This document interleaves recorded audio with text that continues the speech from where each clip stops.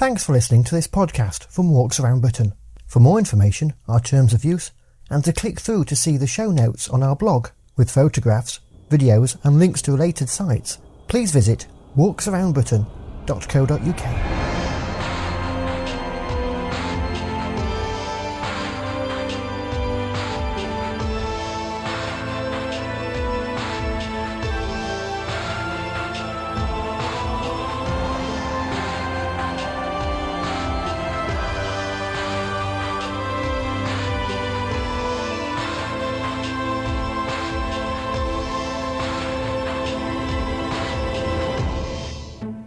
On the third edition of the Walks Around Britain podcast, we find out about the launch this month of the Welsh Coastal Path.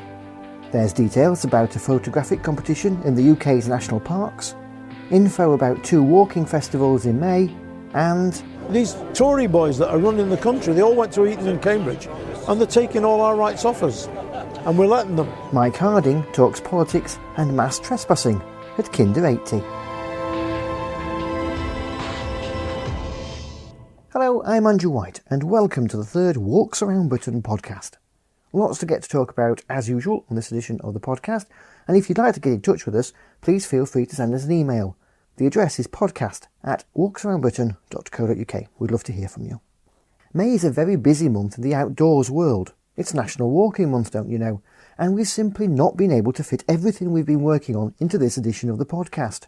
So we're adding another edition in the middle of May too. It's a kind of buy one get one free offer, I suppose. So if you subscribe to us on Audioboo or on iTunes, you can make sure that you don't miss the next edition. Now, come May the 5th, and there'll be a lot of this above the coast of Wales.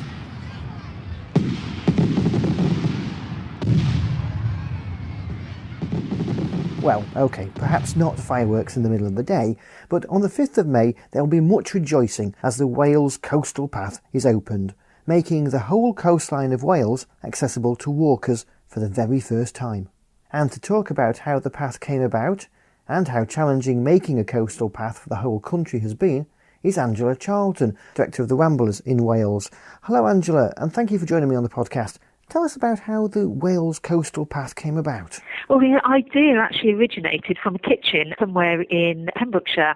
Jane Davidson, the then Environment Minister, and Roger Morgan, the First Minister for Wales, happened to be having a chat in 2003 and thought that this might be a good idea, as Pembrokeshire had opened their coast in 1970, and they could see the benefits that that was delivering to Wales with regards to tourism.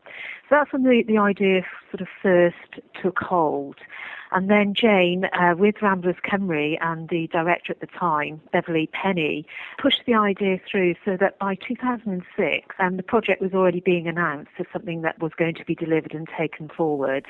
Now, seeing as though the coast isn't owned by one body or one person, how difficult is it to arrange that kind of access? That's right. In Wales, I'm employing Countryside Council for Wales 5 staff members to work with local national parks, local authorities, with coastal project officers. They worked actually on the ground, so at grassroots level, engaging landowners and negotiating, and considering that the path has only taken 5 years to develop, albeit that 60% of it was pretty well in place. It's been achieved with very little difficulty, I would say.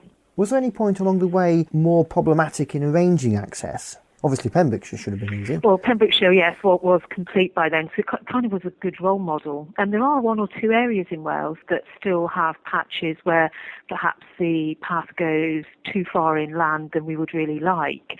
And these will continue to be discussed and negotiated well after the opening on May the 5th. We have some areas of National Trust properties, for example, where the footpath is, again, a little further away from the coast than we would like, but we are continuing to negotiate as are CCW and local authorities. Now, I've walked a part of the coastal walk around the Isle of Man, and they've put in platforms to allow the path to hug the coast. Yeah. Is that something that will be looked at for those places which you say come too far inland? Yes, it would be. It'd be something that we would want to bring the path so that you can obviously see the coast as you're walking it. 870 miles is quite a distance to get perfect by May, but the plan is that we do walk as close to the coast as practical. We have an example in Margam where locally that they're not able to access a beachland area, Cattersteel have access to that area, and negotiations and discussions are going on now, and the local communities are also making their voices heard. So we have small pockets of this activity around the coastal path.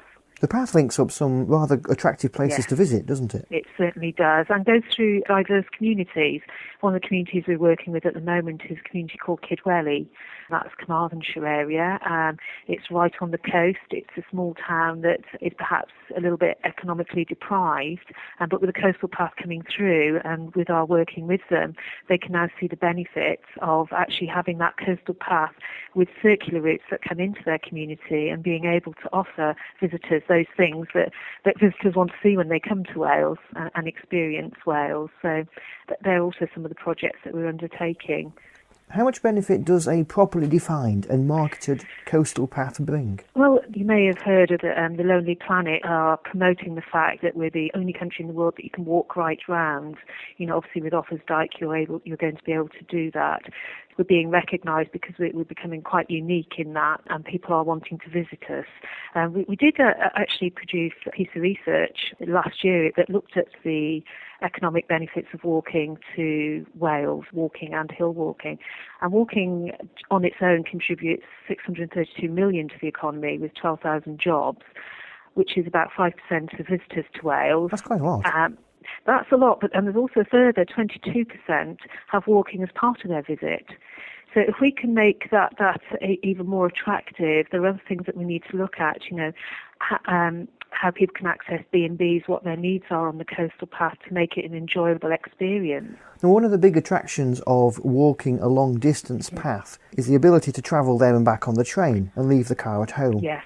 How easy is it to get to by rail? Not very easy in some instances. We have quite a gap, but we're looking at this with people like Mid Wales Tourism Partnership, working with the Riva and others. I know there are various projects going on currently that are looking at this transport issues that will bring people into Wales, that we can actually develop walks that will get people onto the coast and off the coast. It's all very well bringing people here, but they have to be able to move around easily. Right. How accessible is the path to disabled people, wheelchairs? Yep. The whole ethos behind the coastal path is, where practical, is that it is multi-user. Right. And, certainly in areas like Deeside, that's being catered for. We work with various disability groups to look at what their needs are to be able to get them onto the coastal path. And that's been considered. Is it possible to include everyone on this particular stretch? What's practical? So they are being considered, as is cycling and other forms of getting around the coastal path. The bridleways as well, where that's practical. Of course, there are parts of Offers Dyke which are accessible to wheelchairs and pushchairs, aren't there? That's right, and pushchairs and prams and families are being considered. Again, Deeside, I think, is probably one of the best examples of that, where they do have proper multi-user paths along certain stretches. So what's happening on the 5th of May, and how can people find out more about it? Well, on the 5th, it's all go. It's going crazy at the moment. And then we came up with the idea of, let's have a big Welsh walk. Let's have a huge celebration. As part of this project, Welsh Government has funded us to get as many people out onto the coastal path as we can on May the 5th, so people understand that it's there, the value of it. We have over 30 Ramblers groups delivering walks, and in a lot of instances not one walk, and they're open to the general public. Anyone in Wales, everyone and anyone in Wales can come out and experience the coast.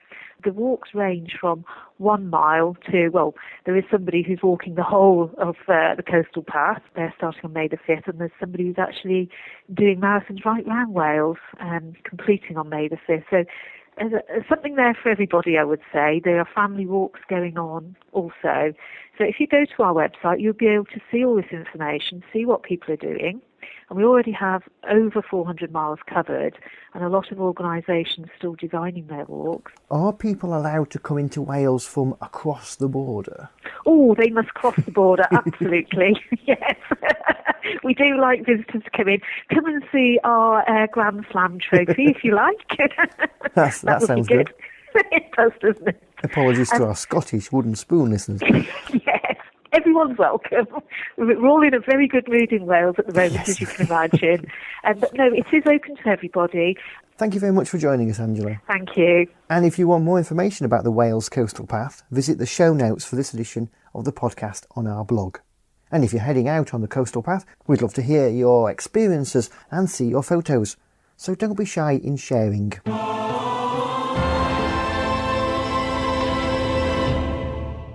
May is a month where we walkers are spoilt for choice in walking festivals, from the Isle of Arran to the Isle of Wight, the Isle of Man to Jersey, and plenty to choose from on the mainland too. We're going to find out about 2 walking festivals which start in May.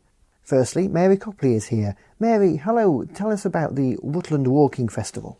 Yeah, I mean, this is the 3rd year of the Rutland Walking Festival. It happens in May, and this year we've got 2 weeks of some great walks in the area. You can get out to the countryside, you can see Rutland Water in all its glory. There's something for everyone. So what types of walks are available? We have health walks throughout the week. We have medium-sized walks, so from 3 to 6 miles, and then we have something a bit longer for those that really want to stretch their legs. That's great, but I've got a question. Whereabouts is Rutland? Most people might not know where it is. We come across this quite a lot. We're England's smallest county. We're right in the middle of the country, so we're in the East Midlands, between Leicestershire, Lincolnshire, Northamptonshire. So we're tucked away, but a real gem to find. So most people might have driven through without knowing. Yes. I mean, we're within 2 hours' drive from London, so very easy access on the A1.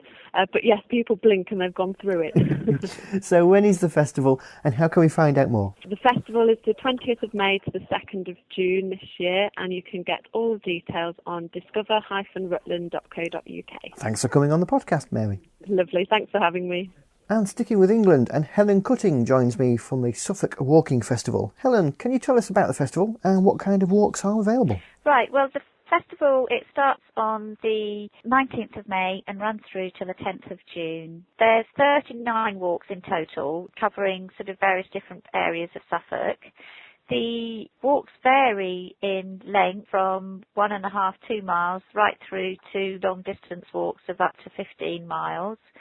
We've got walks for children, historical walks, walks including cream teas, walks about murders, right through from in the towns and villages and out into the countryside as well. We've got for this year, which is new, a challenge walk taking place on the 20th to the 24th of May, which is a long distance walk over 5 days, starting down in Constable Country and then working its way up through Suffolk, along the Stour Valley, along traditional footpaths and ending up in a small town called Mildenhall, up in the northwest of the Suffolk County. And it is completely guided, so for those people who are not completely familiar with the area or don't feel comfortable walking a long distance on their own but would like to try it, there will be a full guide there and back markers and everything, and someone along the route giving an explanation of any of the points of interest along the way. On the 27th of May, there's the sights of 5 Gates of Bury St Edmunds, which is a historical cathedral town in Suffolk. That's a 3 to 4 mile walk, which is lasting about 3 hours. So how can people find out more information about the festival? To find out more, we've got a website which is discoversuffolk.org.uk, and there's a downloadable PDF of all of the Walking Festival brochure. That's lovely. Thanks for coming on the podcast, Helen. Thank you. And all the details and website links to those 2 festivals are on the show notes to this podcast on our blog. And if you want to find out a full list of walking festivals going off in May, then visit our website at walksaroundbritain.co.uk and follow the links to the Walking Festival section.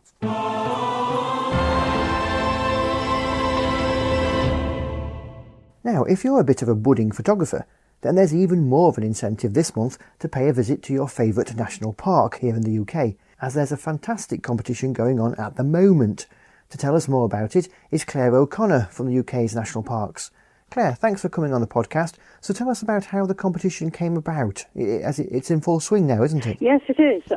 We thought at 15 national parks in the UK, we thought we have some of the most amazing views in the country, and we should be celebrating it in this Olympic year.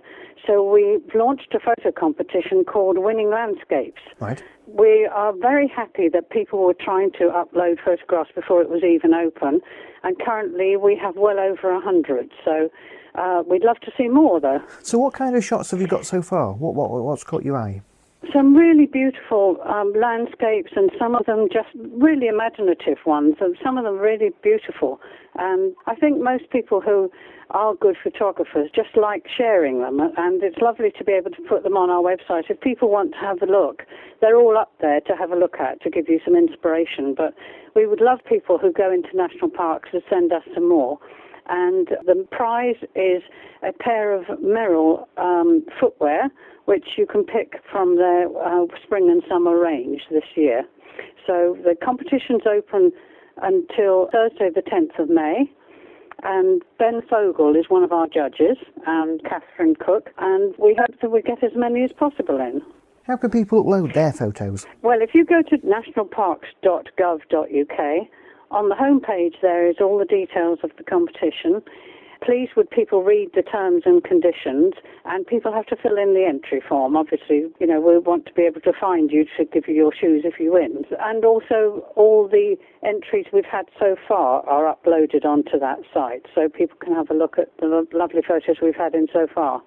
And there's such a great variety of landscapes in the national parks, isn't there? Absolutely, yes. We've got mountain ranges and broads and moors and woods. Yes, all the best parts of the UK can be found in the national park. So there's certainly plenty to look at. And if people would like to look through and get some inspiration, or just go for a walk in a national park, and you never know when you might see something. I know driving over Exmoor sometimes, I look over and see some deer, and I've never got my camera with me, but hopefully people might be a bit more organised than I am. And of course, these days, lots of people will be using mobile phone cameras now, as the modern ones are such great quality. That's right, yes. You need to look on the term and condition, because we do need them at a certain resolution. But as you say, these days the mobile phone cameras are such good quality that many of them will probably meet that criteria. But it is just worth checking, because although they may look good quite small, obviously we will maybe using them larger, so we need them to quite a high resolution. But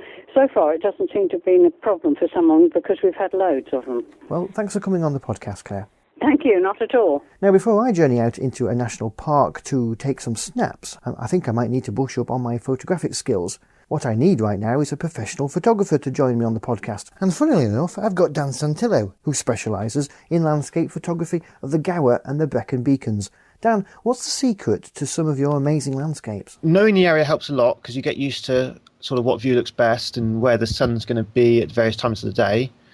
But you can also look at OS maps, and there's a really good bit of free software called the Photographer's Ephemeris, which allows you to see where the sun's going to be at any given time at any given location. That's really handy. It is, definitely, yeah.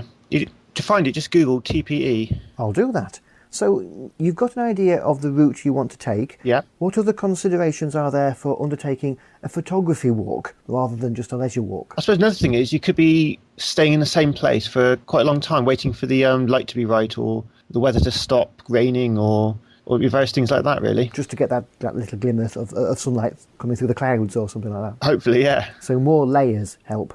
Yes, a lot of layers can help. And I've been on top of Brecon Beacons in -19 wind chill, wearing, I think, 3 fleeces, 2 base layers, and 2 coats, and I was just about warm enough. Because you're just waiting for that 1 second where the shot is perfect. That's right, yes. So a tripod is useful to take out with you.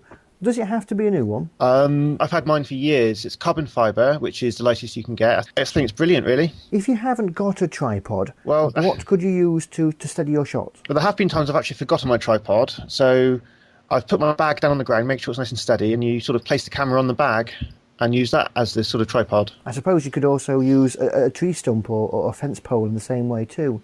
But in what situations would you need to use a tripod anyway? Definitely low light, because the lower the light, the longer the exposure is going to be. So you need a tripod to keep the camera steady so it's not blurred. Okay, so we've got a route, a map, we've taken a tripod, or we've found a natural place to pop the camera on. What kind of general rules are there to help take better landscape photos? There's a few so-called rules, or more like guidelines, to help with composing the photo. Right. Perhaps the most common one is a rule of thirds. Okay. So look through the viewfinder, and you imagine a noughts and crosses grid over the photo. If you place prominent things on those lines, that puts it in one of the thirds of the photo, and that can really aid composition. So is that where our eyes want things to be in a photo then? It's just one of those things that, for some reason, the brain likes. Like, another strange thing the brain likes is odd numbers. if you have 2 people in the photo, it won't look quite as good as if you had 3 people or 1 person. It's very strange. That's really interesting. So what kind of other techniques helps framing a shot? You want to look around and sort of, is there anything you can use in the foreground to add interest in the front of the photo, such as a rock or maybe some flowers or plants or something like that? Perhaps one of the things that can help when looking at photos, look at the scene and let your eye wander around and see where your eye ends up. And what can really help your eye get to the subject of the photo is a thing called a leading line, such as a wall or a path that sort of pushes your eye towards the subject. Most people tend to take photos from their head height, but can it enhance a photo if you change the height that you take the shot? Yes, it's something I've just learnt recently actually from a friend. Typically I would put the tripod at the full height or stand and take the photo, but if you put the tripod low or crouch down, for some reason it really improves the photo, or it can do anyway, depending on the subject. It's worth giving it a go anyway. And you do need to ensure that the shots are level. That's right, yeah, you can get a little spirit level that sits on the hot shoe of the camera, which really helps, and I use that all the time. It's becoming a trend now for most people to snap away using mobile phone cameras. Yeah. And for this national park competition, high quality images are essential, as we've just heard from Claire. But the quality of most of these cameras these days, like smartphones, are really quite excellent, aren't they? Oh, definitely, yes. I mean, I've seen some photos from the iPhone 4S, and the quality is absolutely brilliant, I think. So when you're trekking out, what's the big difference in going out for a photography walk as opposed to a leisure walk for you? Well, the main thing's got to be the weight, because you've got to carry a lot more equipment than normal. For example, maybe a tripod and a camera and maybe several lenses as well.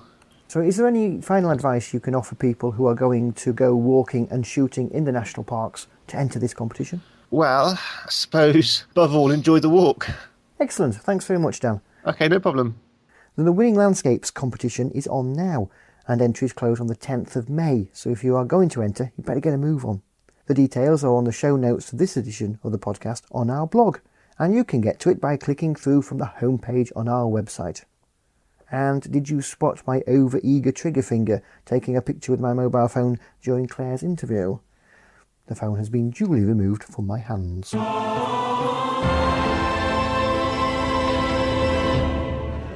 I left the studio to come to Edale to join the 80th anniversary of the Mass Trespass on Kinder Scout here in the Peak District, where I guess there's probably about 200 people outside the Moorland Centre here. It was the 28th of April 1932 when around 400 walkers from Manchester and Sheffield headed out to Kinder Scout, the highest point in the Peak District. And the group from Manchester came face to face with the Duke of Devonshire's gamekeepers just as they scrambled up towards the Kinder Plateau. Several of those trespassers were arrested and jailed on the charges of incitement and riotous assembly in the scuffles which happened with the gamekeepers. The mass trespass had far-reaching impact, eventually leading to the legislation in 1949 to establish the national parks. Now, we've just listened to the speeches from the great and the good, which you can hear on a special podcast extra. But I'm glad to have two of those speakers with me now. Dame Fiona Reynolds, Director General of the National Trust, and Mike Harding, singer, songwriter, broadcaster and walker.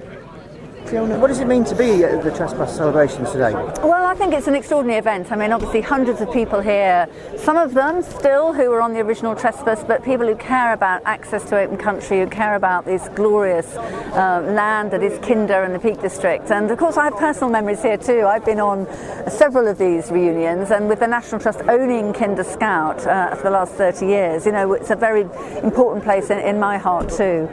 So what kind of work does the National Trust do on Kinder? Well, we took it on 30 years ago when it was in a pretty appalling state actually, with atmospheric pollution, overgrazing, all kinds of problems to do with poor management over the years. And so since that time we've been gradually improving it, and we've reached a point now where we've got a major restoration programme in hand, trying to create a sort of much more sustainable peatland habitat, re-wetting the peat which had dried out and was eroding, but also replanting moorland plants and actually creating both the nature and the access opportunities that this wonderful landscape deserves. Because it's not just, I mean, we're looking at it from a walking perspective. It's a very, very important area from an environment point of view. It is. It's a national nature reserve, which is one of the highest designations possible for any area of land to achieve.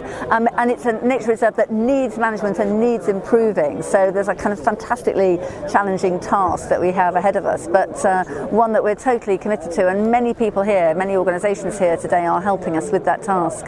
So the National Trust is really getting people to promote people to get out into the countryside. It's a very important thing to do for children, a new generation. It is. I mean, we know how much access to the countryside, is good for our health, it's good for our well-being, it's good for us generally, and yet there are still many, many children in society that don't get that opportunity. 1 in 5 children has never visited the countryside. Many children don't play outside anymore, children don't play unsupervised anymore. We all know the reasons why, but actually we've got children locked in front of screens and not enjoying this extraordinary countryside, but also not benefiting from the health and other benefits that flow from it. So this will be your last Kinder Trespass celebration as the Director General of the National Trust. How does that feel? Well, I'm really sad to be leaving the Trust, but that doesn't mean I'm going to go away. I shall still be involved. I bet I'll be back on a future Trespass anniversary, and actually I shall still be visiting. I'm a very keen walker. I love these hills, so no, I shall still be as involved as much as I possibly can. Mike, it's been a great day so far, hasn't it? Fantastic, great turnout. It's great to see 2 of the original people who were on the Trespass over here, and also see great people like Jim Perrin and Jerry Perlman from the Ramblers Association. It's been a great turnout, great day. Stuart McConey, of course, doing a brilliant job officially opening the Trespass 80th anniversary. So what does it mean to you to be here today? Well, I've said this so many times that I don't want to sort of lose my passion, because if you do repeat things, you stop listening to what you're saying. But without the Kinder Mass Trespass, I think there would probably have been no national parks, there'd probably be no freedom of access, we wouldn't be walking in the mountains like we do nowadays. It was a very, very important thing. 5 men went to prison for standing up for the rights of all of us, and we should never forget that there was a repressive regime running this country in 1932, very much as there is nowadays. They've taken everything from us. They've taken the water, the gas, the electricity, telecoms. They've taken everything we ever had, and now they're going to take the NHS off us and sell that too. And they did the same with the mountains in the 19th century. And it was only people walking onto the mountains in 1932 that won it back for us eventually. Because for people my age, it seems ludicrous that you can't go onto mountains. Oh, the children find it hard to believe that at one time you couldn't walk off, even if it was a footpath, you couldn't walk off it without fear of prosecution. And later, of course, there was no law of trespass in the criminal law, but it was civil law, and you could be done for trespass. Well, of course, not many people did get done, but the threat of trespass hanging over you meant that you very often didn't walk on the mountains, and people had just had enough, and they just said in 1932, end of, we're going. Do you feel that there's a mood going like that at the moment? I think that more and more people are getting angrier and angrier, but you've got to remember one very, very important thing. In the 1930s, we didn't have the drug of television. We didn't have the drug of the media battering people's sensibilities so that they didn't understand what had happened to them. There's a feeling of disconnect now with politics, and that's very dangerous, because people don't believe that they can vote and change anything. They believe that they're all the same. Now, when they start believing that, watch this summer. If it gets really hot and there's a lot of more austerity coming, there could well be even more city riots. And that's because people feel a disconnect. I do feel a great anger amongst people. Probably the same anger there was during the general strike of 26 and things like the mass trespass. I do. So the history does seem to be sort of loaded towards the middle and upper class, doesn't it? Well, history as it's taught in schools doesn't include anything about the mass trespass, or even they might make a passing mention to the Tolpuddle martyrs, men sent to Australia for forming a union. Good stuff. That's what the classes will do to you. That's what the upper classes will do, what they're doing now. These Tory boys that are running the country, they all went to Eton and Cambridge, and they're taking all our rights off us. And we're letting them. So the Manchester Rambler, a very significant song, isn't it? It's the anthem, really, of the Rambler movement and the, sort of working class access to the mountains too. Written by great songwriter Ewan McCall. It'll always be sung, I think, as long as there are people walking in the mountains. Mike, Fiona, thank you very much.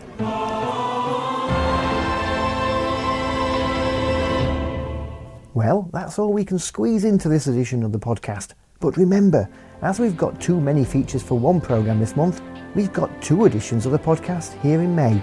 So if you subscribe to us on iTunes or follow us on Audioboo, you can make sure you don't miss the next edition.